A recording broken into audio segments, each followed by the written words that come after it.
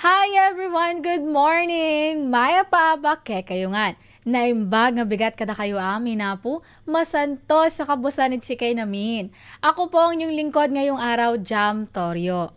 At samahan niyo po ko ngayong araw sa pagbibigay ng mga balita at impormasyon para sa lahat. Siyempre po, naka-live streaming na rin po tayo sa ating Facebook page, RTV Tarlac Channel 26, at kapag YouTube naman po ay parehas lang, RTV Tarlac Channel 26 din po. Sa mga may antena naman dyan ay konting pihit-pihit lang po, Channel 26, at kapag Converge Cable ay 102 channel. Pero bago po ang lahat, bigyan daan po muna natin ang pagbati po natin para sa lahat na nagdiriwang ng kanilang kaarawan ngayong araw. Happy birthday po! Kagaya nga po ng lagi namin sinasabi dito ni Miss Leng, naging mantra na po natin dito sa Good Morning Tarlac, kainin nyo po lahat ng gusto nyo pong kainin at gawin nyo po lahat ng gusto nyong gawin. Just make sure na safe po kayo sa mga gagawin nyo. Dahil sabi nga po namin, holiday po ang ating mga birthday. Kaya yan, go and enjoy po, ipagdiwang nyo po ang inyong birthday.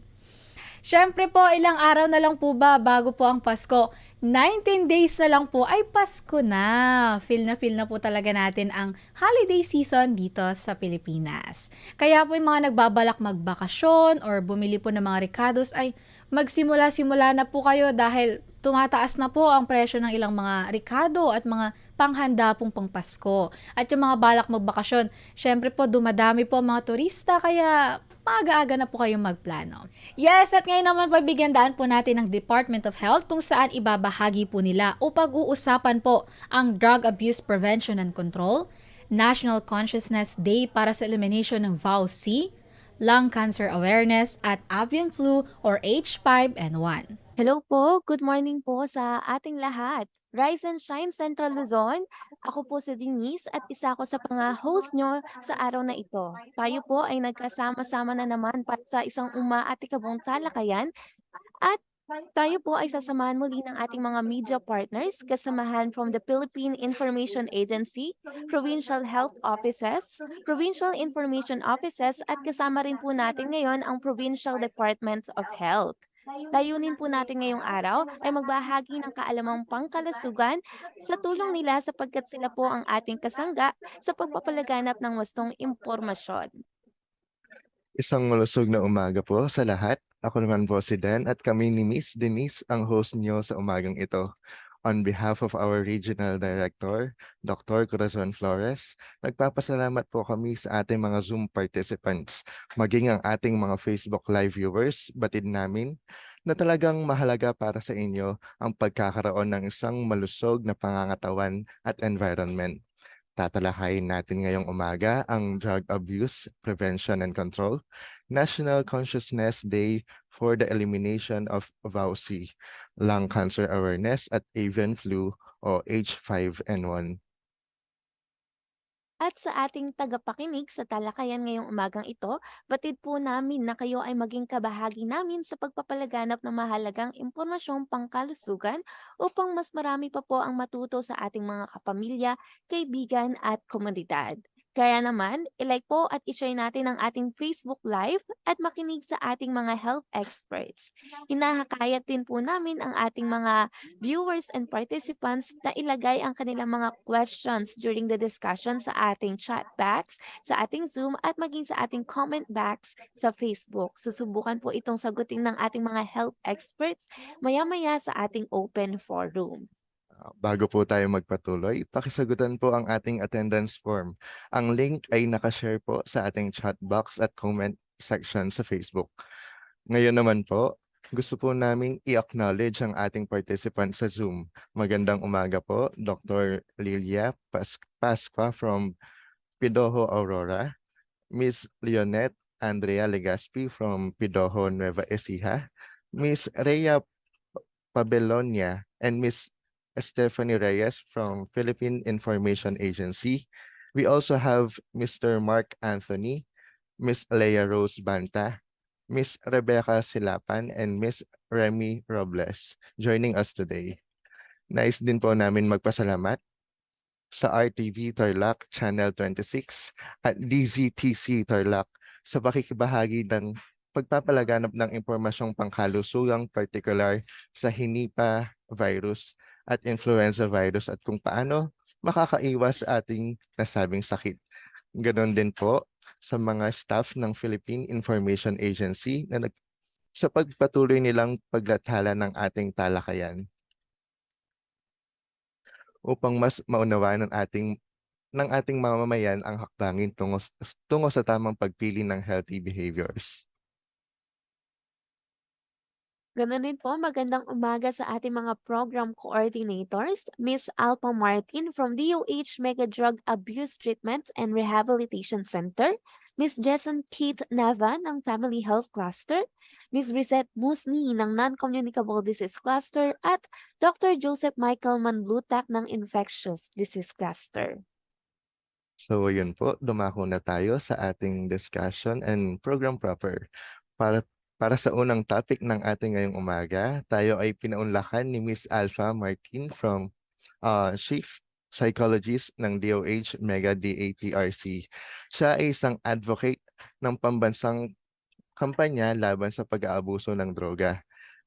At sa araw na ito, magbibigay siya ng kaalaman at perspektiba hinggil sa Drug Abuse Prevention and Control Week.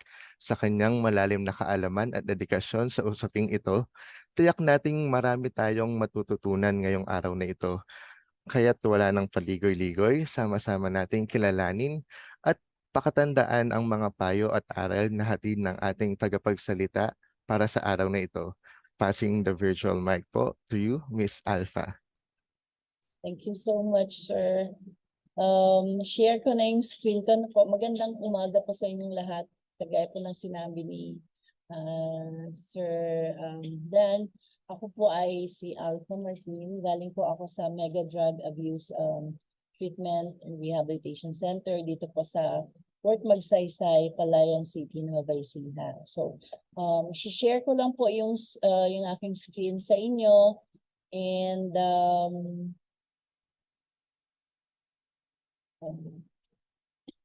wait lang po.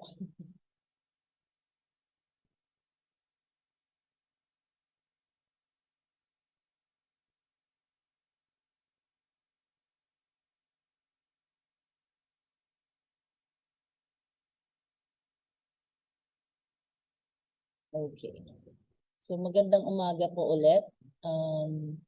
So para umpisahan yung ating usapan ngayong umaga na ito, nais ko pong ibahagi sa inyo yung mga nakalap nating data. Okay po. So unang-una, gusto kong umpisahan sa World Report galing sa UNODC, United Nations Office on Drug Abuse and Drug and Crime. Meron silang report nung 2023, pinaka-latest data po ito, nagsasabi na globally merong 296 million people na nagamit ng droga sa isang buong taon. Okay? More than 39 million of them suffered from drug use disorders.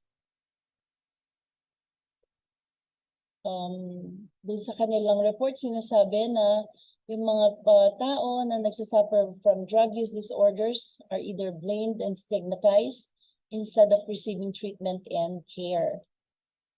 People who inject drugs are far more likely to be living with HIV, but face stigma, discrimination, and barriers to treatment.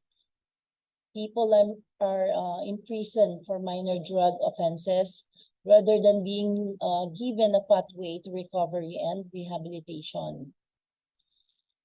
Sa statistics per year po na nakalap natin, this is based dun sa report ng Dangerous Drugs Board sa Central Luzon area, ay merong noong 2018, merong 304 total na number ng clients na na-admit sa rehabilitation centers from Central Luzon.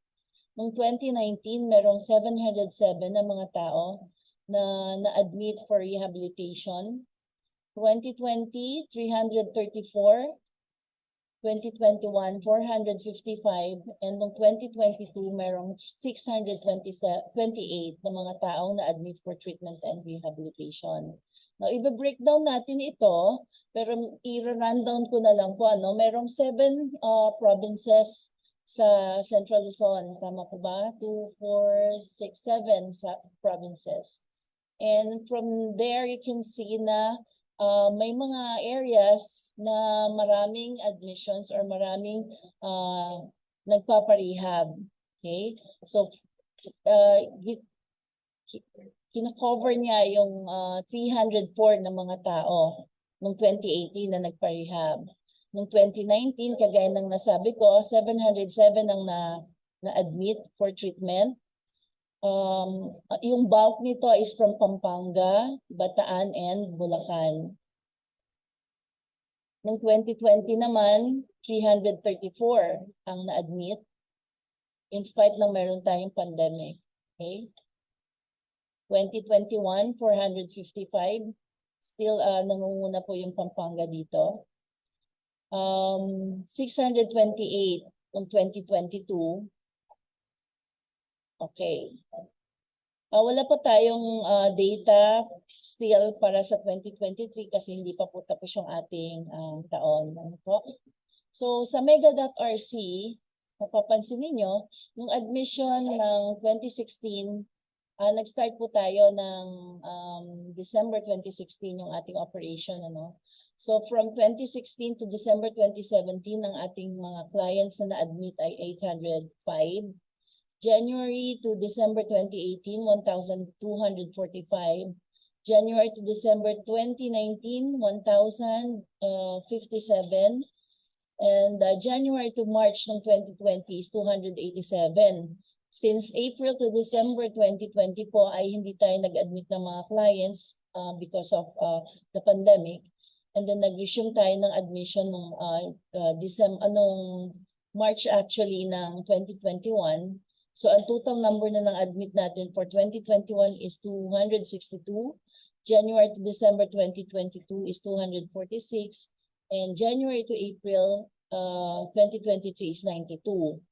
As of November 16, 2023, ang total number po ng ating inpatients sa ngayon sa Mega is 181. And na-breakdown siya sa 159 male clients and 22 female clients. We have an active outpatient, a number of active outpatient enrollees na 105. And then yung aftercare po natin is November ay 7. Okay? Now, punta tayo dun sa DOH or tinatawag nating Drug Abuse Prevention and Control Week. Sa taong ito, ang theme ng Drug Abuse Prevention and Control Week is People First, Stop Stigma and Discrimination, and Strengthen Prevention. Saan po ba nag-umpisa itong DOH Week? Ito po ay galing sa Presidential Proclamation number 124 na ginawa noong 2001. Dinideklara ang 3rd week of November every year bilang Drug Abuse Prevention and Control Week with the purpose of promoting yung public awareness against the evil effects of illegal drug use as well as public cooperation with the government anti-drug campaign. Sa Mega po ay sineselebrate natin ito every year. And part of the activities ay nagkakaroon tayo ng inter-dormitory competitions para sa ating mga kliyente. This year nga po, sinasabi natin na ang theme is Stop Stigma and Discrimination and Strengthen Prevention. Meron tayong mga dance competitions na binibigay sa kanila, songwriting and singing competitions, slogan and poster making contest. At nagkakaroon din tayo ng mga lectures and seminars para sa ating mga kliyente. Basically, yung relapse prevention po ang tinatalakay natin dito. Okay? So ito ay ilan sa mga pictures ng ating mga activities para sa kanila. Now, we also have advocacy activities. Tayo po ay naiimbita bilang mga resource mga persons sa mga community at saka mga school advocacy programs. No? We tie up with schools normally and then yung mga local government units din po. So, ang ating mga local governments ay mayroong mga activity bukod sa mga main departments ng ating government, di po ba? So, we join them. We help them out kung kailangan nila ng mga lectures, we do go to them para rin maipalaganap natin yung advocacy natin, which is yung drug prevention. Okay? So ito yung mga ibang sample ng mga pictures natin, ng mga activities natin para sa kanila. Okay? Now, ano po yung ating pwedeng gawin bilang mga members ng community? Unang-una, stop discrimination, judgment, and stigmatizing people who use drugs. Tinatawag natin sila ngayon na people who use drugs, PWODs, instead of addict or drug dependence, mga ganyan. Ano po? So, kinaklasify na sila ngayon na people who use drugs. Kasi po, the moment we do so, kapag ginudge natin yung ating mga clients, we are pushing them deeper into the abyss of drug dependency. With the current number of people affected by drug dependency, I'm sure we know at least one person na merong ganitong nagsasuffer sa drug use disorder. Ano po? So if we could help just one person be able to get up and take back his life, imagine what it can do to our future, no? Lalo na sa future ng ating mga children. Sa rehab, meron po tayo, we tell our counselors na you don't need to save everybody, no? Because it's impossible to save every one of them. But we have to aim at least for one person. If we can help that one person manage their life, and go back to this mainstream of society, it's victory enough. Yun yung ating sinasabi sa kanila. Number 2, let us bear in mind that these PWODs are human beings like us. Whatever right we have, they're entitled to them as well. We should also include in our advocacy, hindi lang yung drug use, drug prevention, kundi yung health nila, yung well-being, and let us advocate for better services for them. Ang DOH po has been working on the improvement of facilities and services for these people po. However, this does not hold true for those who are incarcerated, no? Yan po yung sad truth. Imagine yung thousands of them being cramped up in small facilities and being there for 4 years, 5 years, just because nahuli sila kasama yung mga ibang nagda-drugs or yung mga pushers. Ano po? Now, advocacies, number 3, advocacies are not just the job of the government, it is their duty, our duty as members of the community. I think we don't have to wait for June or November kasi ito yung mga DAPC and idadait week na po. We don't have to wait for those months para mag-advocate tayo or to do advocacy activities. In our capacity as members of the society, we can advocate for the prevention and control of substance use, especially for better services for them. We only have to care a bit more for our fellow men.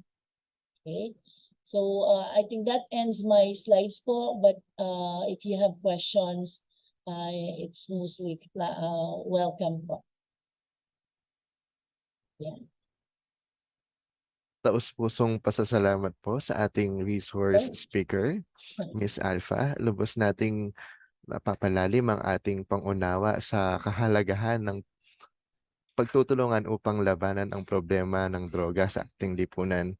Bilang mga individual, may malaking papel tayo sa pagpapabuti ng kalagayan at sa simpleng mga hakbang, maaari nating mapanatiling ligtas at malusog ang pamayanan. Kaya't ating hikayatin ang bawat isa na maging bahagi ng solusyon. Sa pamamagitan ng pagtutulungan, maaari nating marating ang isang maayos at ligtas na kinabukasan para sa ating lahat. Maraming salamat po, Miss Alpha, at naway magsilbing inspirasyon ang inyong salita sa ating araw-araw na buhay. Tama ka dyan, Sir Dan. At syempre, bago po tayo magpatuloy, gusto lang din po namin i-acknowledge ang presence ni na Miss Roanne Viray ng RWFM, Mr. Michael Taroma ng PIA Aurora, Mr. JL Alcantara, Miss Hannah Lou Hermono at Miss Peter Chris Rosaros. Magandang umaga rin po sa inyo. Tumungo naman po tayo sa ating pangalawang topic, ang National Consciousness Day for the Elimination of Violence Against Women and Children.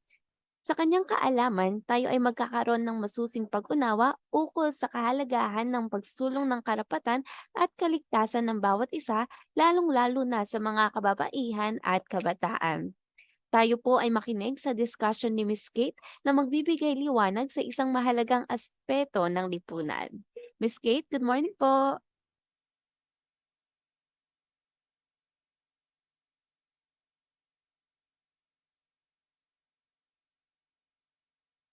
Hello po, Miss Kate. Di po yata kayo audible. Ay, hello. Yes po, audible na po. Thank you po. Okay, so once again po, magandang lahat sa ating mga tagapakinig sa Facebook Live or sa radio station. We're so glad to have you here. And ako personally, masaya ako na naging part ng session natin for Kumusta Central Luzon. So, alam to that we are celebrating for this month, and that is the National Consciousness Day for the elimination of VAWC. Yan. So, according to Republic Act 10398, ang official na celebration po ng National Consciousness Day for the elimination of VAWC is on November 25 o sa darating na Sabado.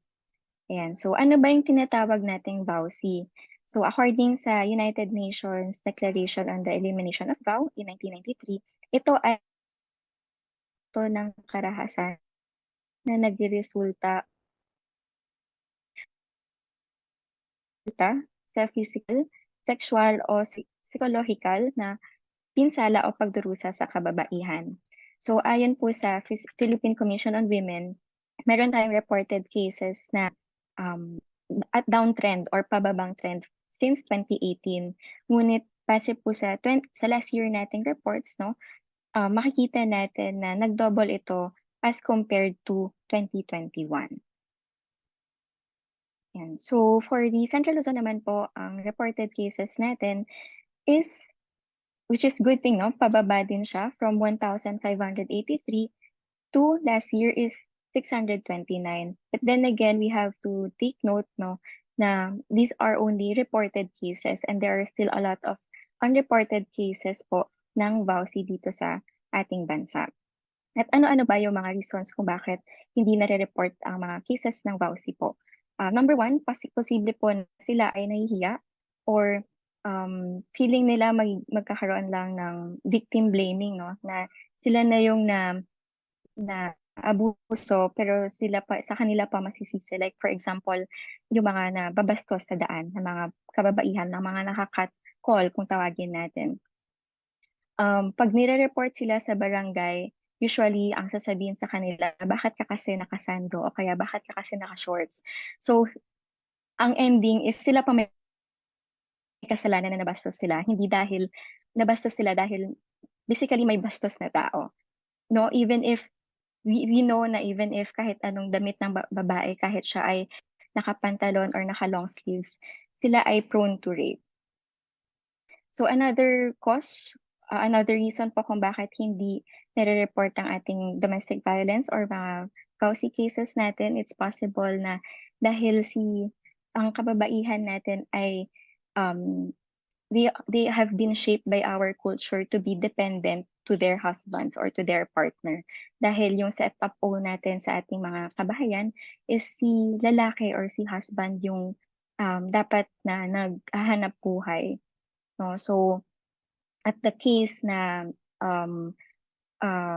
siya ay maabuso, syempre dahil wala siyang source of income at syempre paghihiwalayan sila, but then again, iisipin niya saan siyang kuha ng pangkain niya.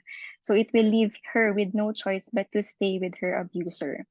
So another reason is possible na just because of love. No, sad to say na nagsistay ang abusee with her abuser dahil mahal niya yung kanyang partner.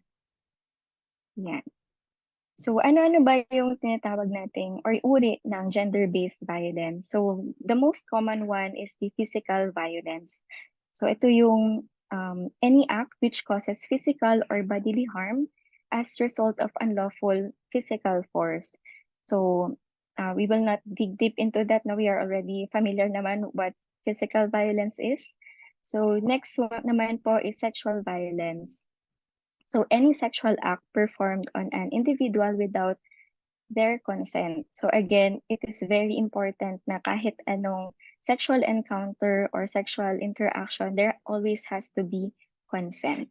That's very important. So kapag walang consent, that's automatically classified as sexual violence or sexual harassment. So ano ba example ng sexual violence? Ito ay, of course, number one, rape, or physical attacking the sexual parts of the victim's body, or kasama din dito yung pangmamolestya. Next naman, we have the psychological violence, or ito yung mga acts causing mental or emotional suffering to the victim. So kasama dito yung defamation or yung paninirang puri. Pwede rin yung mga verbal insult or harassment, stalking, damage to property, or public humiliation. Yan. So next naman, we have the economic violence. So economic violence, ito yung mga acts na that will force or that will leave the woman with no choice but to make her financially dependent dun sa partner niya. So one common example is for kunyari nagkasal na sila and then the woman after magkaroon ng anak, no, after nila magkaroon ng anak at lumaki na yung anak nila, napalaki na nung mother, nag-decide si mommy na gusto na niyang mag-aral ulit or magtrabaho, but then si father ayaw niya, so that is classified or that can be considered as economic violence kasi we are restricting access to financial resources and even education. Okay? So, ano ba yung mga ginagawa natin ng ating gobyerno para ma-eliminate yung VAWC? Actually, marami tayo mga batas na nagproprotekta at nagpropromote ng karapatan ng ating mga kababaihan. Pero number one that we have here is the Republic Act number 9262 or yung tinatawag nating Anti-Violence Against Women and Children Act of 2004. So lahat ng uri ng abuse and violence within the family or intimate relationships na nabanggit ko kanina is may penalty na ito and considered as public crime. Okay? So under sa batas din na ito, mandated ang creation ng Interagency on Violence Against Women and their Children. So 12 na government agencies ang nagsama-sama para ma-create yung committee na ito. So ito ay yung DSWD, CSC, CHR, PCW, CWC, DOJ, DILG, PNP, DOH, DepEd, DOLE, and NBI.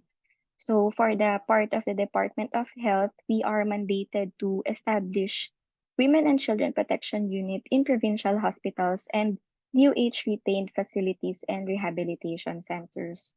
So allow me to show you briefly yung list of WCPUs in Central Luzon just in case na wag naman sana na may kailanganin natin in terms of referrals. So from A to Z meron po tayo starting from the province of Aurora. We have the Aurora Memorial Hospital. For Bataan naman, we have the Bataan General Hospital and Medical Center, Mariveles Mental Wellness and General Hospital, and followed by the province of Bulacan, we have the Bulacan Medical Center. Sa probinsya naman po ng Nueva Ecija, meron po tayong Dr. Paulino J. Garcia Memorial and Medical Center and Talavera General Hospital. Kasama din po dito ang health facility kung saan kabilang po si Miss Alpha, ang DOH Mega Drug Abuse Treatment and Rehabilitation Center, or yung tinatawag nating Mega.RC. So next, we also have here dito po sa Pampanga, ang Jose D. Lingad Memorial General Hospital and as well as the Tarlac Provincial Hospital para naman po sa probinsya ng Tarlac. And last but not the least, we have the James L. Gordon Memorial Hospital for the province of Zambales.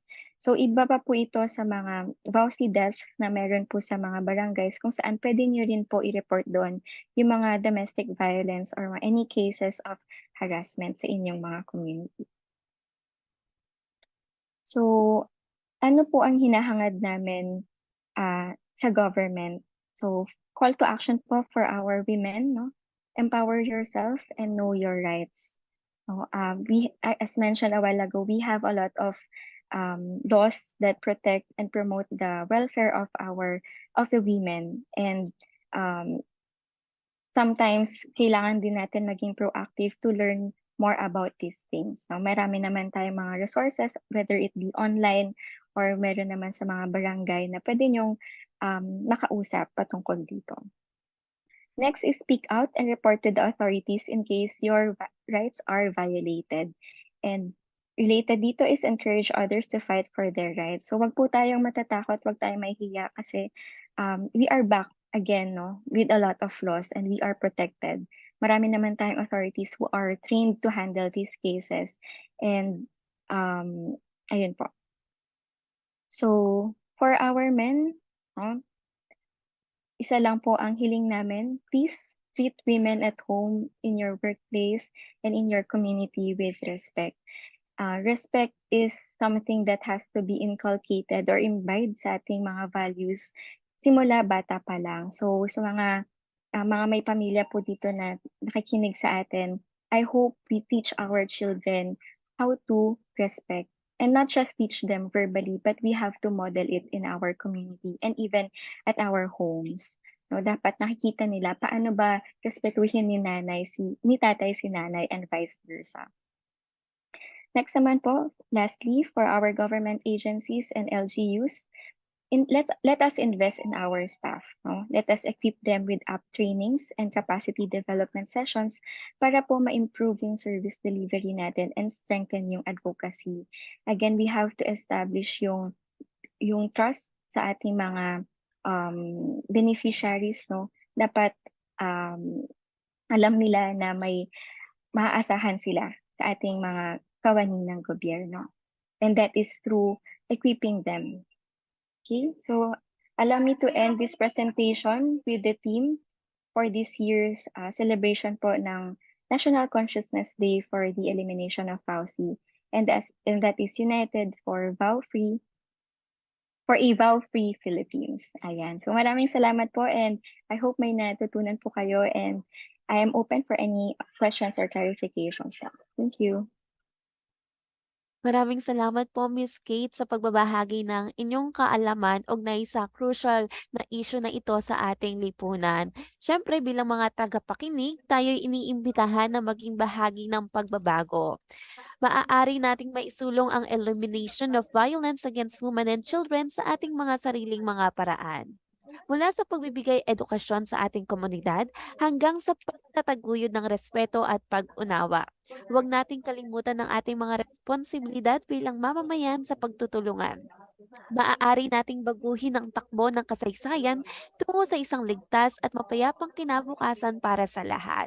With that, maraming salamat po muli at naway magbunga ng pagbabago ang ating mga kilos at pananaw. So with that, Sir Dan? Bago po tayo tumungo sa ating susunod na speaker, gusto din po namin i-remind ang mga Zoom participants at Facebook Live viewers na mag-fill out ng attendance form. Ang link ng attendance ay makikita sa chat box o kaya naman sa comment section. Maraming salamat din Mr. Rick Kiambao ng PIA Bataan and Miss Angelica Irish Galang ng PHO Bataan, Miss Rachel Aurelio and Mr. Tody Cornelio. Ngayon naman po, tayo ay makinig kay Miss Rosette na magbabahagi ng kaalaman at impormasyon na tiyak na magbibigay sa atin ng pangunawa at inspirasyon upang mapanatiling malusog ang ating mga baga. Makinig po tayo ngayong mabuti at i-share ang kaalaman na ito sa ating mga kapamilya, kaibigan at kakomunidad upang mas marami pa ang maging maalam tungkol sa lung cancer at kung paano maiwasan ito. Giving the virtual mic to you, Miss Rosette. Good morning po. Hello, good morning po. Audio check po muna tayo. Audio check po. Audible po. And good morning po sa ating lahat, sa ating mga tagapakinig, no? So, allow me to share my presentation. Lang guys. Lang.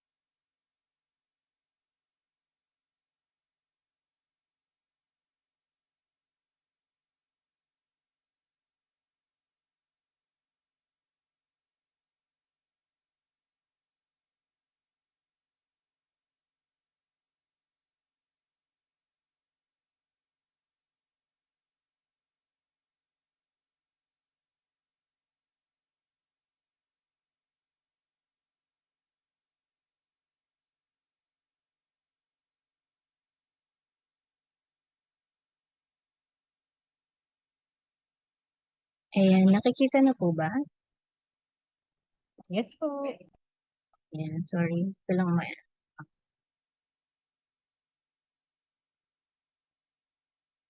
share ng ayan.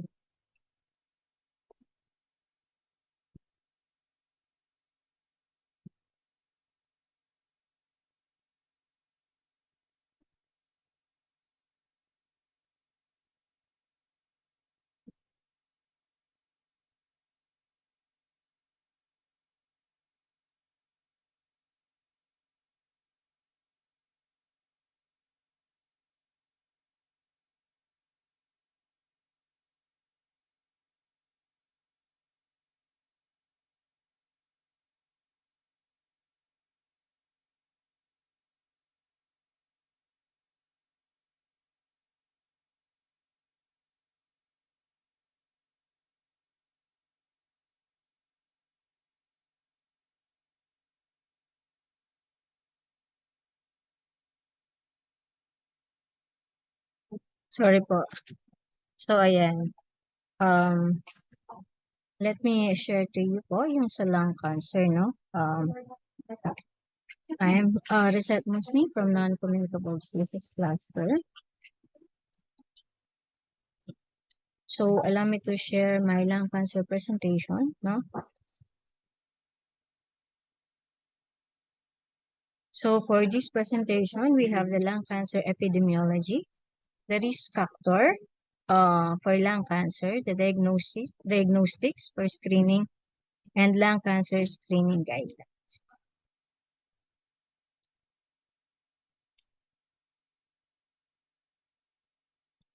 So, is it okay lang po ba? Nakikita yung screen? So, for the incidence, no? Makikita po natin dito na mas mataas ang kaso ng mga lung cancer sa ating mga kalalakihan. And then, compared sa ating mga kababaihan, no? So, Yes po, yung ma'am. ating... Yes po? Ma'am, hindi po ata naka-present or view po yung ating presentation. Sorry po. Sige po. Thank you po.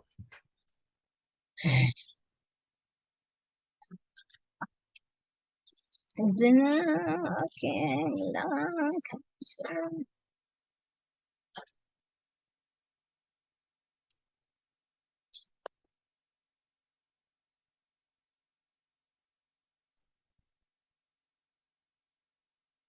How to be this.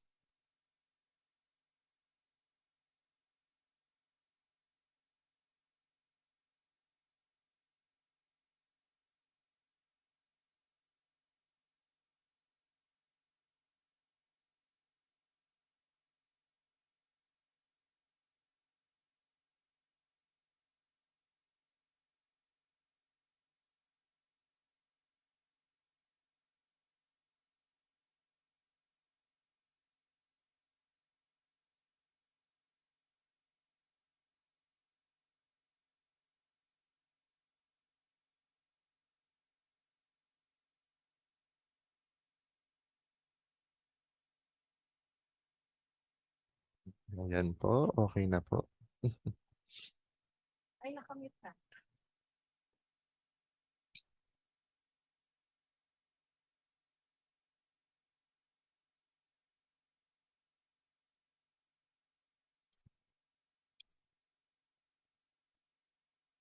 So ito again po, no, yung ating incidence ng lung cancer is mas mataas kaysa sa mga lalaki, no, compared sa ating mga kababaihan. This is data from Globocan 2020, no, yung ating Globo Cancer.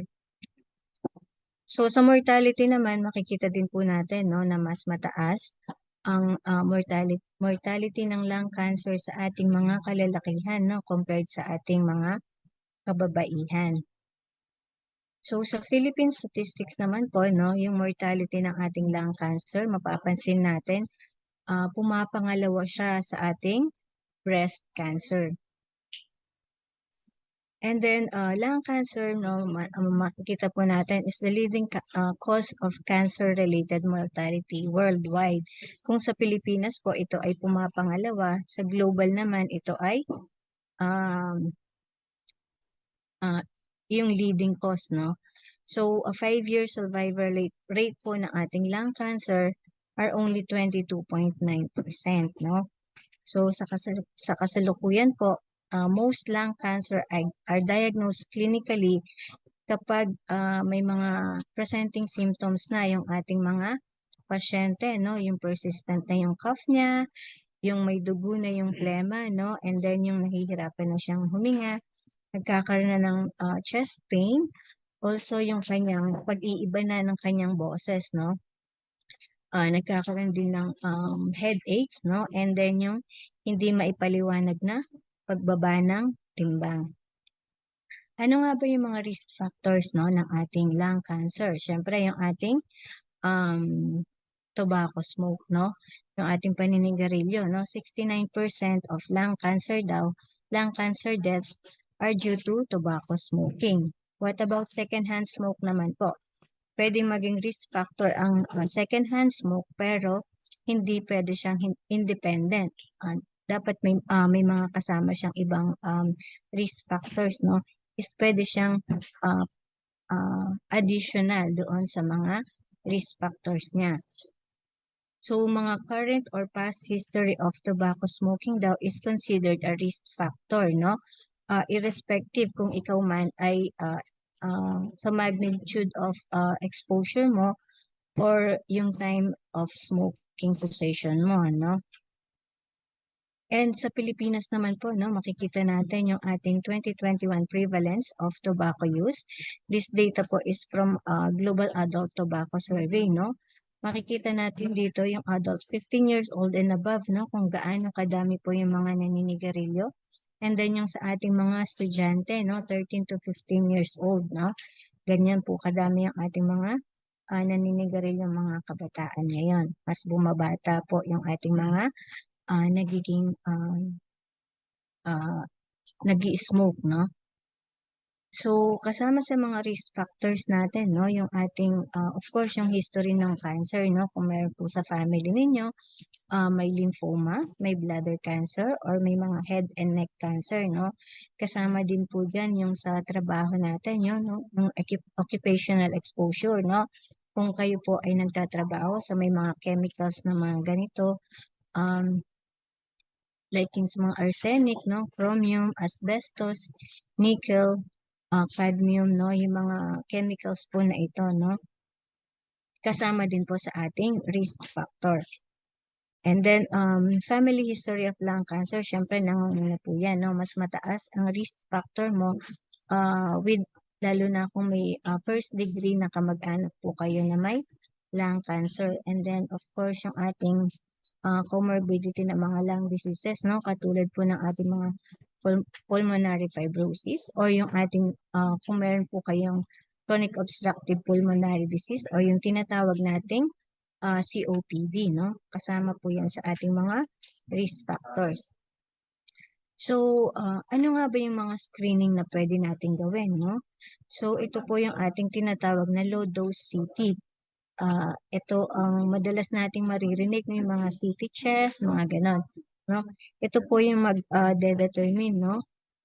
Para ma-confirm na kayo ay may lung cancer. Kasi ito po yung pinaka-epektibong rekomendasyon ng ating mga doktor para sa ating lung cancer screening, no? Para ma-confirm po natin o malaman natin kung kayo nga po ba ay may lung cancer. So, ang lung cancer CT scan, ito po ay kung alam po natin yung CT scan, no? Yung parang machine na ipapasok po kayo doon na white na machine, no? Ito po ay non-invasive imaging test, no? Na ginagamit ng minimal radiation exposure, no? And then it could detect non-calcified pulmonary nodules, no? Na may suspicious for lung cancer, no? Depende po sa size and kung anong type of cancer ang nadedetect po ng ating low-dose CT. So, sino ang mga kailangang ma-screen, no? Sa ating lungs cancer, no? Yung mga high risk po natin ay yung ating mga 55, mga edad 55 to 77 years old, na naninigarilyo ng 30 or more pack year history, na kasalukuyan naninigarilyo, or kahit po naghinto na sila within the past 15 years, high risk pa din po sila, no? Or yung mga edad 50-year-old and above naman po na naninigarilyo na 20 pack per year history smoking, no? And again po, additional factor po yung occupational exposure, yung kung may family history po, and yung may mga lung diseases, no? Yung mga comorbid na lung diseases na nabanggit po natin kanina. So, yung benefit po ng ating pag-i-screen, bakit kailangan natin mag-screen, no? Of course, para mabawasan po yung ating morbidity ng ating lung cancer at matreat po siya ng maaga, no? And then, para ma-improve po yung kanyang healthy lifestyle, no? And then, of course, para mabawasan yung anxiety ng ating pasyente, no? Kung kung may lung cancer man siya. And then, yung sa lung cancer screening recommendation naman po natin, no? Kailangan yung mga individuals na high risk po for lung cancer, no? Kailangan po sila ay ma-scan ng yung tinatawag natin na low-dose CT, no? Annually, para po ma-monitor po natin yung ating pasyente, no? And then, yung chest radiography naman daw po, hindi siya kailangan or hindi siya recommended para sa lung cancer screening. Ang tanging rekomendasyon po lamang ng ating mga doktor is yung ating low-dose CT scan, no? So, as a summary po sa ating lung cancer, no? Lung cancer is the leading cause of cancer death worldwide, no? So, ganun po siya kalawak. And then yung patient should be stratified to undergo lung cancer screening. Dapat po yung ating mga high-risk individuals, no, kailangan ng recommended na annual po na magpa-check po sila, no, magpa-CT po sila. And then the risks and benefits of cancer screening, dapat po ma-explain ng mabuti sa ating mga pasyente or sa mga individuals, no, bago po mag-proceed sa ating procedure na low-dose CT screening. Bago po ito gawin, no? So, I think that will be all for lung cancer po. Again, maraming salamat po.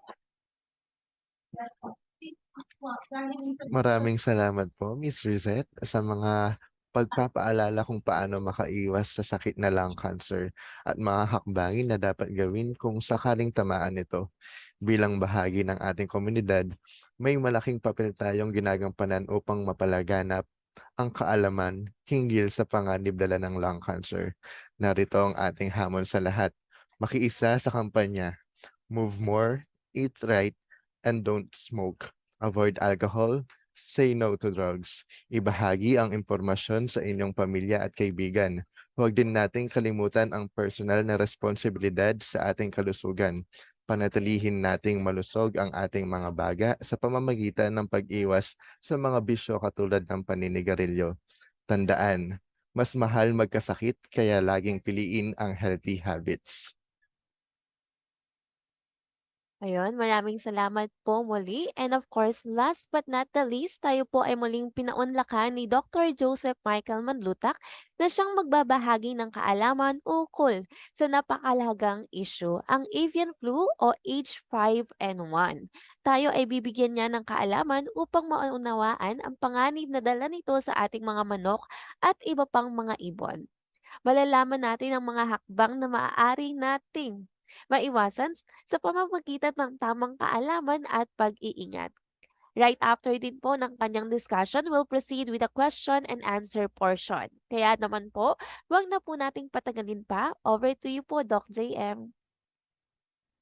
Hello, so maraming salamat again sa pagpapaunlak, particularly sa mga discussions natin related sa mga emerging and emerging infectious diseases. So ang ating pag-uusapan for this morning would be the H5N1 or ang tinatawag natin na bird flu or avian influenza. Okay? So ang bird flu or avian influenza, ito ay isang contagious disease o nakakahawang sakit ng ating mga livestock, which are our birds, chicken, and ducks. So as mentioned, no, it is initially coming from our birds. Particularly, no, this may also provide infection or transmit infection sa mga humans po natin. But the thing is, in terms of our transmission, no, from the birds to humans, actually, rare na ang cases natin when it comes to transmission from our humans. No? And there is a greater problem or difficulty of transmitting this human to human. No? So mas mahirap siyang matransmit human to human. So just for you to have a background, no, this is a snapshot also of our avian influenza. No? So for our etiology, particularly this is caused by H5N1. So it's a virus. And for those who have or at risk of having complications or transmissions, of course, these are those with contact mo dun sa mga infected birds natin. For the incubation period, so this is the time from the exposure until makadevelop ng signs and symptoms in humans. This is 2 to 5 days until 7 days. So in terms of paraan ng pagkagawa, mamaya i-discuss pa natin to in details, but mostly it is through respiratory discharges and fecal materials ng mga infected birds natin. And as mentioned, this can be transmitted from the birds to the humans. But as reiterated a while ago, there are a rare few recorded cases of transmission from birds to humans and rarer yung mga cases natin ng transmission ng H5N1 human to human. But still, there is a threat because there are recorded cases related to this. For the clinical manifestation naman po natin, so it will start usually kamukha ibang mga viral diseases sa mga respiratory manifestations natin. And in terms of our fatality rate, this may range kasi may dalawang types. We have the low pathogenicity avian influenza and the high pathogenicity avian influenza. So merong type ng avian influenza na mababa ang case fatality rate at meron din naman tayong mga type na mataas ang case fatality rate. So it ranges from 5% to as high as 70% yung fatality rate when transmitted to humans. So treatment, as with the other viral diseases, mostly this is a supportive management, but there are antiviral agents. May share ko mamaya sa inyo ang details not only in the context ng pag-treat, but also in the context of prevention. So paano ba nagkakaroon no, ng transmission? No? Paano nagkakaroon ng transmission between country to country, between our birds to the humans, and human to human transmission? So of course, no, if you're familiar, no, may mga iba't-iba tayo, no, na may mga migratory birds. No? If you're familiar dun sa behavior ng ating mga birds, no, that they are types of birds kung saan sila ay lumilipat no, sa iba't-ibang mga lugar, even different countries, no, because of climate issues or because of their natural habitat. No? So of course, the reason behind possible spread from country to country would be the international trade ng mga live poultry natin. Okay, so yung exchanges, of course, from other countries or from other places, yung mobility ng ating mga hayop, no, particularly game fowl or our breeders, may contribute no, to the spread of this H5N1. And as mentioned a while ago, our migratory birds, no, yung mga wild ducks natin, which serves as natural reservoir ng ating bird flu virus. And mostly, no, they are healthy carriers, no, which may go to great distances through their droppings. So mostly, yun yung reason no, kung kaya napapansin natin in terms of risk. Ang risk ay not only having poultry, no, but also yung relation natin dun sa ating mga migratory birds o yung interaction ng poultry or yung ating mga birds, chicken, and ducks dun sa mga migratory animals din po natin. So in terms of the specifics, no, ng mode of transmission natin. So i-discuss natin una from wild birds to domestic poultry. Okay, so from the wild birds natin, as mentioned na nagkakaroon ng interaction dun sa ating mga domestic poultry. So this is through sharing or use of water supply with droppings. And of course, yung normal water fowl natin, migratory birds and seabird may introduce the virus to the flocks. And then, from farm to farm, no? Pag nagkaroon tayo ng infection naman no, sa ating mga poultry, may possibility rin ng transmission from farm to farm. No? It may be through contaminated equipment, vehicles, of our water cages, and even yung mga shoes no, ng mga nag-aalaga. So very important yung infection prevention and control sa mga farms natin. Make sure that of course, hindi nagkakaroon ng transmission within farms and in between our farms. And then, direct contact with the discharges from the infected birds, feces, and respiratory secretion. Yung broken contaminated eggs may also infect the chicks no, kapag nasa loob sila ng incubator. And wet markets where live birds are sold under crowded and sometimes unsanitary conditions. So to summarize the mode of transmission, it is mostly dun sa interaction between the birds and of course yung interaction then between the humans. Considering also no, yung pagiging mobile o yung mobility ng ating mga poultry, ng ating mga livestock, and even in our farm-to-market roads. So, paano ba natin mag-diagnose ito? No? So, unahin muna natin no, sa human. So, if the patient, no, usually as mentioned, it will start as flu-like symptoms. No? Nag-diagnose natin siya as H5N1 to our RT-PCR. Pero before nun, tinitignan natin sa surveillance, syempre, ine-establish muna natin, is there a direct or indirect contact? No? Or naghahawak ba or nag-handle ba ng mga sick na chicken or birds yung suspected individual na infected. Okay, so that is the first. Now, we establish first yung history niya. If merong history ng contact with birds or sick birds yung ating suspect human. And then, of course, the same goes as with our birds, no? Meron tayo, ganun din, RT-PCR din ang ginagawa natin. So, good thing dito po sa Region 3, meron tayong regional laboratory, no, which is operated by the Department of Agriculture to actually confirm no, yung sa animal side. Sa human side naman, of course, we have our Research Institute for Tropical Medicine. Okay? So, yun po ang way po natin by which we confirm whether or not meron po tayong kaso both sa human and sa animal. Pero syempre, napakahalaga ng una ang surveillance. So, unahin muna natin, ano ba ang mga signs and symptoms sa human side? So, syempre, ang mga viral diseases would have the same fever, body weakness or muscle pain, cough, sore throat, yung sore eyes natin or yung diarrhea for some persons. The thing about H5N1, mabigat siya dun sa lungs. No? Mostly, it affects seriously yung ating breathing, no? O yung ating lungs. No? So there is difficulty of breathing in weeks time or sometimes no, ito ay nagpo-progress into severe cases, particularly like complications related to pneumonia or breathlessness. Next naman, yung ating signs and symptoms naman no, sa ating mga animals, no? Sa birds, chicken, and duck. No? Sudden onset or yung severe illness natin. Of course, severe depression, walang gana sa pagkain, decline in egg production, meron silang facial edema with swollen or cyanotic clumps and wattles. Meron silang petechial hemorrhage sa kanilang internal membrane structure.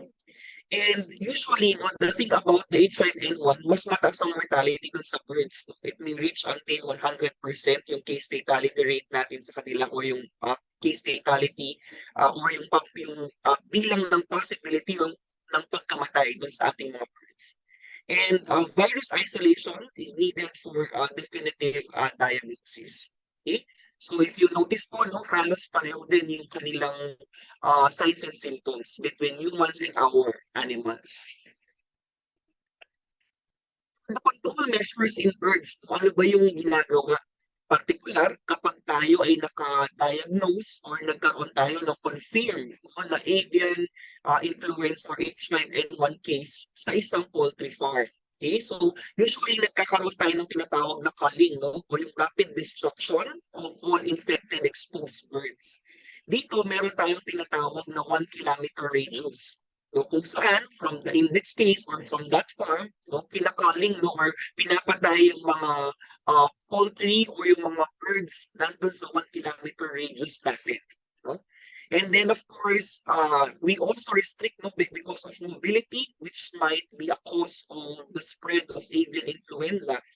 Not only that, we do culling, but we also restrict yung movement ng live poultry natin within and between countries. Kaya po ang ating Department of Agriculture, Bureau of Animal Industry po, no, ay napaka-maingat in terms of release no, ng mga advisory related to avian influenza.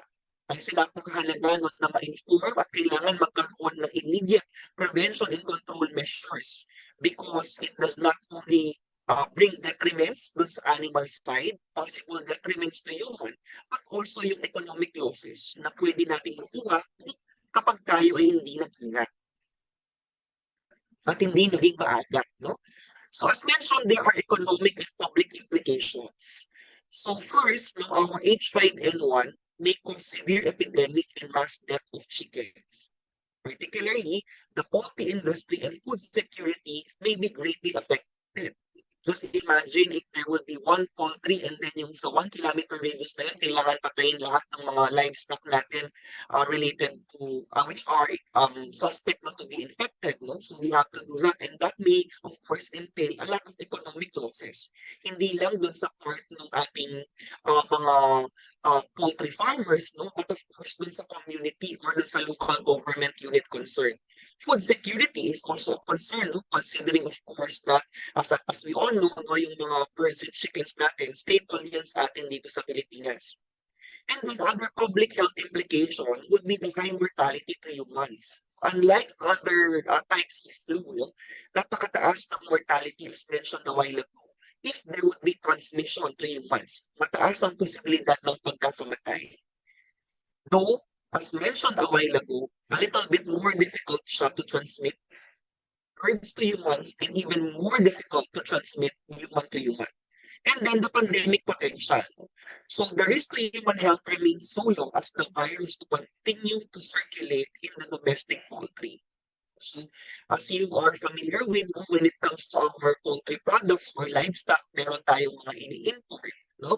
Meron tayong mga binibreed outside coming in the Philippines or coming in the country from other countries. No?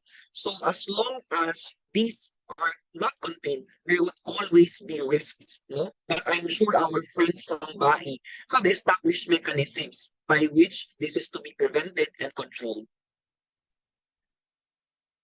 So for treatment of bird flu in human is the same as other influenza viruses. Okay, so antiviral drugs such as oseltamivir stop the progress of the illness if given within the first 2 days from the onset of the fever. No? So ito pong oseltamivir na ito, yung tinatawag na Tamiflu, this is available sa ating mga DOH hospital, sa government hospital, and sa mga rural health units po natin. Na ito augment or ibinibigay po natin sa kagawaran ng kalusugan. So we have uh, 2 uses po ng ating oseltamivir. No? It may be used for treatment, okay? And it may also be used for prophylaxis. Okay? So usually po, yung ating mga exposed na mga poultry farmers, o yung mga exposed natin ng mga caretakers ng mga poultry are given prophylaxis once nagkaroon po ng identification ng case sa kanilang poultry or sa kanilang farm. Okay? And then of course, the treatment of avian influenza, no, that would be 1 cup twice a day for 5 days, which should be given within the first 2 days of illness. But as with all other diseases, ang paalala po natin, kapag may mga ganitong kaso tayo, kailangan konsulta tayo sa ating mga healthcare provider, particularly sa ating mga doktor, upang mabigyan tayo ng agaran at syempre po tamang management or treatment. Okay? So ano ang strategic approaches natin? Okay? So dito po makikita natin, syempre una, prevent natin no, yung entry ng virus. That is the first prevention and control measure. We have to prevent the virus from entering the country. So kasama po dito ang pagbaban ng importation ng poultry products para dun sa mga countries affected with avian influenza, border control, ban on sale, and of course, keeping in captivity of wild birds. Okay? And then, stage 2 naman would be the prevention of spread from birds to birds. So ito po no, is early recognition and reporting, mass calling in the quarantine of affected area. So kamukha ng nasabi kanina, if magkaroon kayo sa inyong mga farms or sa LGU, sa local government unit, makita natin na magkaroon ng mga sunod-sunod na pagkamatay ng ating mga hayop, no? Kailangan po, lalo na kung ito hindi maipaliwanag, kailangan itong mai-report sa ating mga local veterinary and agriculture offices para po mabigyan tayo ng karampatang guidance kung anong pwede nating gawin. And then, stage 3 would be the prevention of spread from birds to humans. This is human protection through proper handling of infected birds, use ng ating personal protective equipment by the residents, poultry handlers, and even our response team. So tayo naman po no, sa humans, we can protect ourselves by using the usual po natin na mga prevention and control measure, regular hand washing, and of course, using our personal protective equipment. And then, our next stage, this is stage number 4, will be the prevention and reduction of cases and deaths from avian influenza. In such cases, no, na magkaroon tayo ng human cases natin, isolation and management of cases, provision ng management natin like the antiviral mentioned a while ago, putting in place infection and control and quarantine measures would be very important. And then, human-to-human transmission, as mentioned, no human-to-human transmission is recently reported. If there is possibility, we cannot discount no, yung possibility ng human-to-human transmission. But as of now, in terms of the record that we have, no, rare to no record tayo when it comes to human-to-human transmission of H5N1. So what would be our calls to action? No, ito ay mga paalala, hindi lang sa aspeto ng avian influenza, pero sa iba't ibang mga sakit pa na pwedeng nakakarapat. Of course, we have to wash our hands. No? Even though ito po ay simpleng pamamaraan lamang, dapat atin itong binibigyan ng pansin dahil maraming magagawa ang paghuhugas ng kamay gamit ang ating soap and water to make sure no, that of course we are protected from various infections. Okay? Lalo na yung mga naghahawak or nag-handle ng mga live and dressed chicken. And then, we avoid wild birds and observe them only from a distance. Ito'y paalala, no? Ang pagrespeto natin sa ating mga wildlife is also a way of protecting ourselves, no? Kailangan po natin silang protektahan sa pamamagitan ng hindi paggambala sa kanila. And avoid contact with domestic birds, our poultry, that appear to be ill or have died. And if it is very necessary, like for example, kasama ka sa response team, okay, you have to wear your personal protective equipment. We also avoid contact with surfaces that appear to be contaminated with feces from wild or domestic birds, and make sure to clean and disinfect soiled surfaces and disinfect them accordingly based on the standards that we have. And then, handle raw poultry hygienically and cook all poultry and poultry products thoroughly before eating. So, sunod naman po, we have to make sure that we protect our children away from sick and dead animals. Okay? And keep animal species separated as much as possible. Do not catch them, get near to them, or even keep in captivity our wild animals. And of course, the very important thing na kailangan natin malaman, both sa ating human and animal side. First, on the animal side, kapag nagkaroon tayo ng unusual illnesses or unusual death, tuloy-tuloy na pagkakamatay or pagkakasakit na hindi maipaliwanag, siguraduhin natin na tayo kumonsulta sa ating mga local agriculture and veterinary offices. Tayo naman po sa human side, if merong mga respiratory illness, tumataas ang mga flu cases natin na may history ng exposure sa ating mga sick chicken and other birds, very important also to report, no, and to consult to our local health offices through our local health centers. Okay? Sa pamamagitan po ng aksyon ng pagre-report, atin pong pinoprotektahan hindi lamang ang ating sarili, kundi ang ating komunidad kung saan po tayo nakakasama, and even the health of our countrymen. Okay? So ito po ay pagpuprotekta hindi lang ng inyong sarili, pati ang inyong pamilya at ang inyong komunidad. Okay? So ang aming paalala po, no, bilang ako ang last na magpe-present for this morning, One Health is health for all. Kapag naisip natin ang pagpuprotekta ng kalusugan ng ating mga animals, ang kalusugan ng ating environment, ay pagpuprotekta rin sa kalusugan ng bawat individual, ng bawat komunidad at ng ating bansa. So when we realize One Health, we realize health for all. Maraming salamat po and over po on my end. So maraming salamat po sa iyo, Doc JM. Maraming salamat sa pagbabahagi ng mga hakbang na maaari nating gawin upang mapanatili ang kalusugan ng ating mga alagang manok at iba pang mga uri ng ibon. Sa tamang pag-aalaga ng ating mga alaga o ibang uri ng ibon, masisigurado natin na hindi ito aabot sa human transmission. Dito po nagtatapos ang ating online talakayan. Kumusta Central Luzon? Pwesto, napapanahon, at mapagkakatiwalaang talakayang pangkalusugan.